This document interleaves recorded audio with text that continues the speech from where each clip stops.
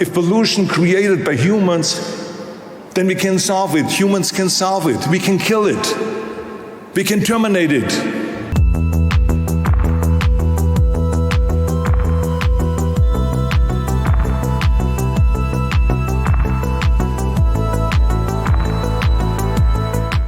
You know, people think of the Terminator movies that they were just action movies. But there's actually a lot of philosophy in them.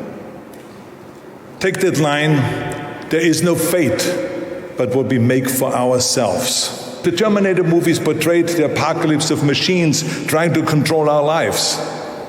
It was a frightening dystopian world. But there's one thing, and that is the Terminator movies did not dwell on hopelessness of a solution. No, they focused on human will and on human hope. Yet frequently, I hear environmentalists talking about the existential threat of climate change. The existential threat. We are going to be eliminated. And what does the public hear? The icebergs are melting, the rainforests are burning, the coral reefs are dying, the polar bears are starving, our cities will be flooded, and our farms will dry up, and our coastlines will be wiped out. And there will be famine and starvation, and people will be fleeing the heat and the rising water, and there will be wars. And by the way, don't use fossil fuels. Don't use plastic. Don't eat meat. Is it any wonder that people are confused and tuned out? This movie doesn't have a storyline except constant alarm, which cannot be sustained.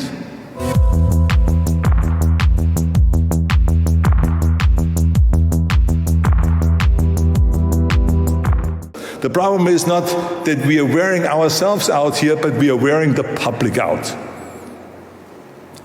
To change the metaphor, our shotgun approach is not working.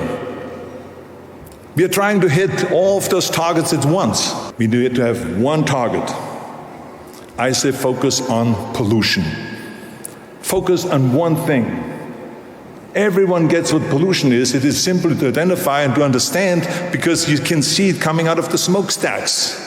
If pollution created by humans, then we can solve it. Humans can solve it. We can kill it. We can terminate it.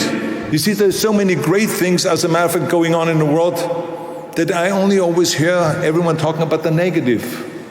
The world is coming to an end. Why aren't we conveying some sense of encouragement and hope to the people? That's my question.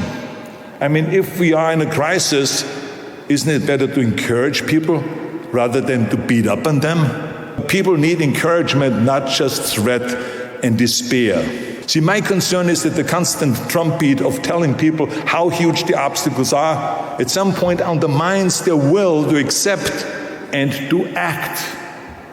It can defeat the morale of one person or millions. We must not let our communication convince the general public that it is time to surrender when it comes to climate change. Because we need the people. And we will never surrender. We will never give up.